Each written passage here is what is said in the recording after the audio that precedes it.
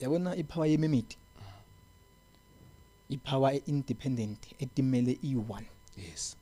And recently kuona wonke lama spirits engisakhuluma ngawo ayikho ipower efika kwipower yemimiti.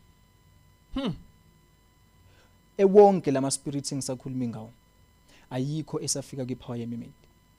Because ongathi uyayi understand ipower yemimiti ukuthi ihamba kuphi iphelele kuphi ngabuna manga. Imimiti is very very powerful in such a way that wonke lama powers ebesikhuluma ngawo yona ingakhona ukwa contain but i1. Kunamagona ahamba kabe sawavuswa ngemimiti. Lawo magona lawo you will never suffer. You will never suffer.